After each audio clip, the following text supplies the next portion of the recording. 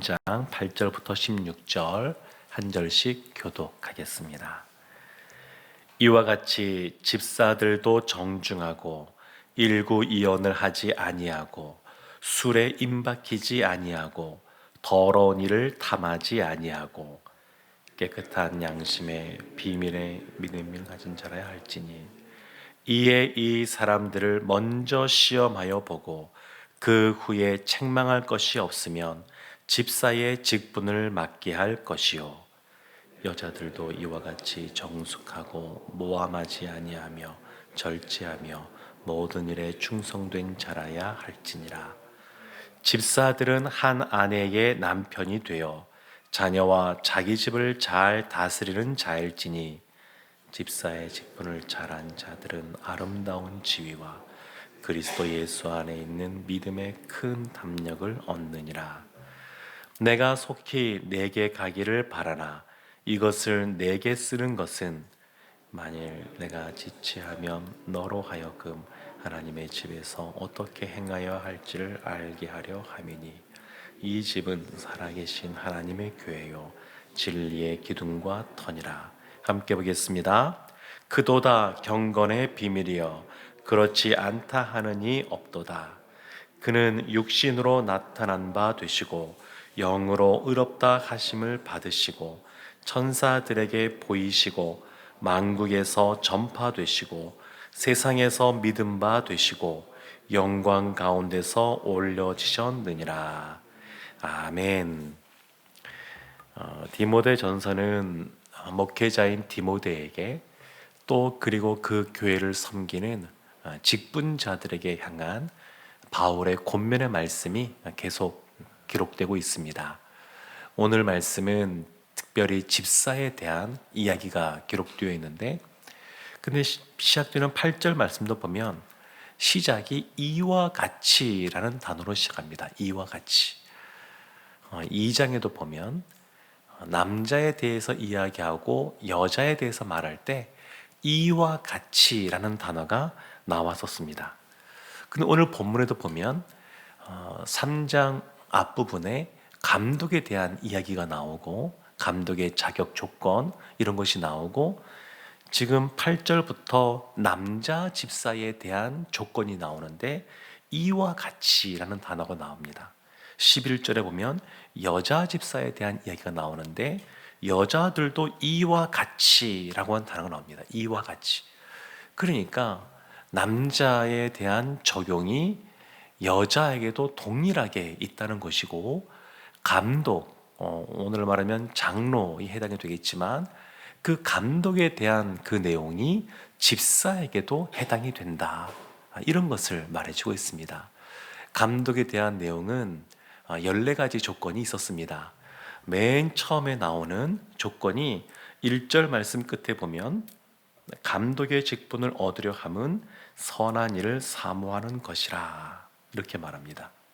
첫 번째는 사모해야 됩니다. 원하는 사람. 집사의 직분도 사실은 마찬가지입니다. 원하는 사람이 하는 겁니다. 자원하는 사람. 이 당시에 왜 자원하는 사람들이 이 직분을 감당했던 거냐면 집사가 되고 감독이 되면 특별히 목회자와 더불어서 감독, 장로로 있으면 이 로마 시대 가운데 교회를 향한 핍박, 박해가 아주 거셌는데 그것을 가장 먼저 맞서서 그것을 감당해야 됐기 때문에 누구를 지정해서 그 자리에 서라 이렇게 말하기가 어려웠습니다. 그러니까 자원함으로 하는 겁니다. 예수님이 자원함으로 십자가를 지신 것처럼 주님의 길을 따라가는 제자이자 교회를 책임지고 있는 사람들은 자원함으로 그 십자가를 져야 되기 때문에 그래서 사모하는 사람이 첫 번째 기준이었습니다. 억지로 시키는 것 없습니다.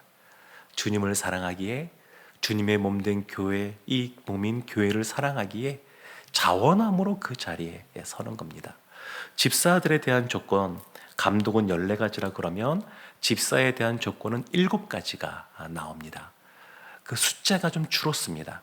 근데 내용을 하나하나 보면 집사에 해당되는 조건이 대부분이 다 감독에게 조건에 다 포함이 되거나 그리고 표현이 좀 다를 뿐이지 다 포함이 된다는 것을 확인할 수가 있습니다.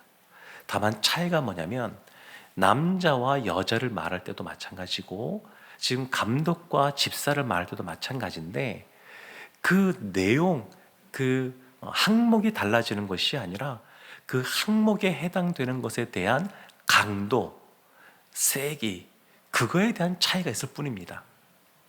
그러니까 디모데에게도 기도해라. 기도와 간구와 도구와 감사를 하라. 이렇게 말했고 남자들에게도 기도하라 그랬고 여자들도 그래서 기도하라고 하는 겁니다. 다만 이제 그 기도의 정도의 차이는 있을 수 있지만 그러나 그 항목의 차이가 있는 것은 아닙니다. 지금 집사도 마찬가지입니다. 집사도 보면 이제 8절 말씀에 이렇게 말하죠. 집사들도 이렇게 말하면서 정중하고 일꾼을 하지 아니하고 그 다음에 나오는 게 뭐냐면 술에 인박히지 아니하고 감독에 대해서는 3절 말씀에 술을 즐기지 아니하며 이렇게 나왔습니다. 그러니까 감독은 술을 즐기는 사람이 되면 안 됩니다. 집사는 술에 임박히는 사람이 해서는 안 됩니다. 그러니까 정도의 차이가 있는 겁니다.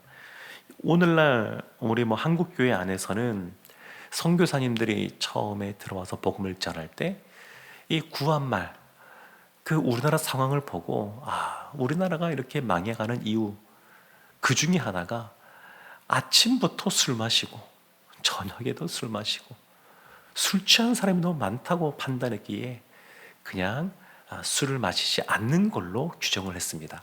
물론 당시에 미국 교회의 상황이 금주에 대한 그러한 운동들이 좀 벌어졌습니다. 신자라 그러면 술을 마시지 않는 것이 좋겠다. 이런 운동이 미국에서 아주 그때 강하게 일어났었고 그래서 그 전에 성찬식을 포도주로 했었는데 그 포도주에도 알코올이 들어있다 그래서 그 당시에 포도 주스를 만들기 시작했습니다. 알코올을 뺀. 그런 만큼 이 금주에 대한 운동들이 강했고 선교사님들의 그 영향이 우리 한국 교회 안에 들어왔는데 그래서 술을 마시는 것이 죄냐라고 할 때 그거 자체가 죄는 아닙니다. 그러나 문제는 뭐냐면 한 잔이 두 잔 되고 두 잔이 세 잔 되고 하루가 이틀이 되고 3일이 되고 이러면서 문제가 생기기 시작하는 겁니다. 그래서 한국 교회에서 한국 사회에서 예수님 믿지 않는 사람들도 저 사람은 교회 다니는 집사이고 장로이고 그렇다 그러면 당연히 신실한 집사고 장로라 그러면 술 마시지 않는다고 하는 것을 믿지 않는 사람들도 알고 있습니다. 그러니까 이런 문화 속에서는 교회의 직분자가 될 때는 금주 금연하는 것이 좋지 않나 그렇게 봅니다. 사도행전 6장에도 보면 집사 7집사를 세울 때 기준이 나오고 디모데전서 3장에도 보면 집사를 세울 때의 조건들이 나오는데 이것은 그 내용들을 보게 되면 공통적인 것들이 꽤 많이 있습니다. 그렇지만 다른 부분들도 있습니다. 교회에서 직분자를 세울 때는 그 교회에 필요가 있어서 세우는 겁니다. 초대 예루살렘 교회에 과부를 공개하는 일을 누가 할 것인가? 누가 맡았으면 좋겠는가? 그 문제가 발견했을 때 그때 7집사를 세워서 그 문제를 해결했던 것처럼 각 교회마다 직분자를 세울 때 그래서 그와 같은 특수성이 있습니다. 그래서 그와 같은 특수성이 있기에 이와 같은 집사나 장로를 세울 때 그와 같은 기준들이 조금씩 달라질 수는 있습니다. 성경에 나와 있는 기준을 그대로 적용하는 것은 아닙니다. 달라질 수는 있습니다. 조금. 그러나 공통적으로 갖고 있는 이것이 담고 있는 그런 정신이나 그 방향성은 그대로 담겨 있어야 됩니다. 지금 이 집사를 할 때 술에 임박해서는 안 된다. 또 보면 8절 끝에 더러운 이익을 탐하지 아니하고 이렇게 말했습니다. 감독은 뭐라고 했냐면 3절 끝에 보면 돈을 사랑하지 아니하며 이렇게 말했습니다. 그러니까 더러운 이익을 탐하지 않는 사람, 이런 사람이 집사가 된다 그러면 장로는 그거보다 더 높은 수준을 요구하는 겁니다. 돈을 사랑하지 않는 사람, 돈을 사랑하지 않는 사람, 더 높은 기준이 적용이 됩니다. 그러니까 이 집사의 그러한 조건들도 뭐 다른 직분과 다 마찬가지입니다. 다 이것이 함께 가고 있는 것을 보게 됩니다. 디모데는 사실은 목회자이기 때문에 이거보다 더 높은 기준들을 적용받는 것이고, 또 장로와 집사, 권사님도 해당되겠죠. 그런 분들도 굉장히 높은 기준을 적용을 받습니다. 그리고 또한 10절 말씀에 보면 이런 말씀이 있습니다. 이에 이 사람들을 먼저 시험하여 보고 그 후에 책망할 것이 없으면 집사의 직분을 맡게 할 것이요. 그러니까 먼저 시험하여 보라는 겁니다. 어떤 사람이 세워지는 거냐? 이미 그 사역을 시험 삼아 해본 사람들. 그러니까 바로 세우는 것이 아니라 교회에서 사역을 하는 사람들 중에서 이 사람은 별로 책망할 것이 없다 하는 사람이 집사가 되고 장로가 되고 권사가 되는 겁니다. 그냥 직분을 주고 그 일을 먼저 맡기는 것이 아니고, 먼저 직분을 주고 일을 맡기는 것이 아니고, 일을 먼저 하면서 이 사람이 어떤 사람이다, 이것을 먼저 파악한 다음에 일을 맡기는 겁니다. 거꾸로 말하면 이와 같은 사역들을 감당하라고 직분을 준 거기 때문에 직분자인 사람, 집사이고 장로이고 권사이고 이러한 직분을 맡고 있는 사람이라 그러면 다 무엇을 해야 될까요? 그 교회에 주어진 특수성이 있는 그러한 사역들을 다 감당해야 됩니다. 그래야 그 직분자다운 겁니다. 집사로 있으면서 권사로 있으면서 직분은 받았는데 아무것도 안 한다, 이거는 사실 바른 모습이 아닙니다. 처음부터 하나님이 이와 같은 직분들을 세우고 했을 때에 그런 올바른 모습이 아닙니다. 그 필요가 있어서 그 직분을 맡긴 것이고, 그러면 그 직분을 맡은 자로서 그것을 감당해 가야 됩니다. 13절 말씀에 보면 이렇게 말합니다. 11절에는 여자들에 대한 얘기를 하고 있고요, 13절 말씀에 보면 집사의 직분을 잘한 자들은 아름다운 지위와 그리스도 예수 안에 있는 믿음에 큰 담력을 얻느니라. 집사의 직분을 잘한 자들, 아름다운 지위를 얻습니다. 아름다운 모습입니다. 인정을 받습니다. 잘했다 칭찬 듣습니다. 그리고 예수님 안에서 믿음의 큰 담력도 얻습니다. 그 일을 감당할 때 사실은 우리의 힘으로 다 감당할 수 있는 것만 하는 것이 아니고, 여러 가지 상황도 쉽지 않고 여의치 않은 그러한 조건들이 있단다 할지라도 그것을 감당하기 위해서 하나님께 기도하게 되고, 하나님의 도움을 바라게 되고, 하나님이 채워주시고 공급해 주시고 감당할 능력을 주시는 것을 경험하면서 믿음에 더욱더 큰 담력을 얻게 됩니다. 믿음이 더 커지게 됩니다. 그러니까 직분을 감당한다고 하는 것, 교회에도 유익이 되지만 그 감당하는 사람에게도 유익이 됩니다. 큰 담력을 얻습니다. 그리고 나서 14절부터 16절까지가 디모데 전서는 이 전반부와 후반부로 구분해서 볼 수가 있는데, 이 3장까지가 전반부에 해당이 됩니다. 그리고 14절부터 16절까지가 전반부의 결론입니다. 결론에 해당되는 내용인데, 그 결론에 대한 내용이 16절 말씀에 아주 집약되어 있습니다. 이렇게 나오죠. 크도다 경건의 비밀이여 그렇지 않다 하느니 없도다. 경건의 비밀에 대해서 말합니다. 크도다 경건의 비밀이여. 그 사실 디모데전서 전반부에 가장 핵심적인 단어 하나를 꼽아라 그러면 경건을 꼽을 수 있습니다. 경건. 디모데를 향해서도, 또 남자와 여자를 향해서도, 감독과 집사를 향해서도 다 그와 같은 직분을 감당할 만한 자격의 조건이나 리더십의 그러한 온전한 모습을 갖기 위해서 필요한 것 한 가지가 뭐냐? 경건이라고 말할 수 있습니다. 경건. 근데 디모데 전서에서 말하는 경건은 우리가 그냥 흔히 생각하는 어떤 거룩함, 그것과는 조금 다른 이야기들을 좀 하고 있습니다. 여기서 말하는 것들을 보게 되면 크게 두 가지로 나눠볼 수 있는데, 첫 번째는 디모데를 향해서 그렇고 남자 여자에서 그렇고 강조했던 게 뭐냐면 기도입니다. 기도. 특별히 다른 이들을 위해 하는 기도. 기도와 도고와 감사. 그 기도, 그 간구. 이겁니다. 그래서 다른 사람을 위해서 기도하는 것, 이것이 경건의 아주 큰 한 모습입니다. 또 하나, 지금 감독을 받고 우리 집사도 받지만 이런 것들이 교회 생활 안에서의 모습만 다루고 있는 것이 아니라는 겁니다. 집사를 보더라도 뭐 정중하고 일구인하지 않고 술에 임박하지 아니하고 더러움을 탐하지 아니하고 깨끗한 양심의 비밀을 지는 자라야 하고 책망할 것이 없으면 심하고 책망할 것이 없어야 되고 12절도 보면 한 아내의 남편이 되어 자녀와 자기 집을 잘 다스리는 자, 이렇게 7가지가 나오는데 이 내용들 보면 교회 안에서의 생활이 아니라 일상의 삶에서도 인정받는 모습으로 있었다는 겁니다.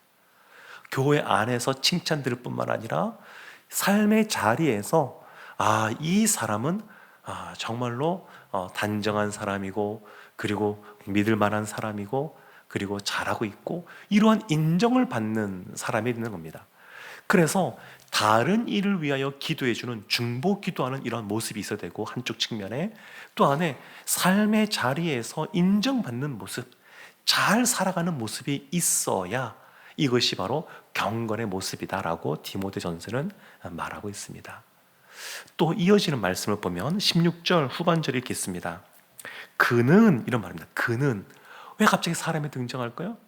여기서 말하는 크도다 경건의 비밀이야 할 때 경건의 비밀이 사실 예수 그리스도를 말하기 때문입니다.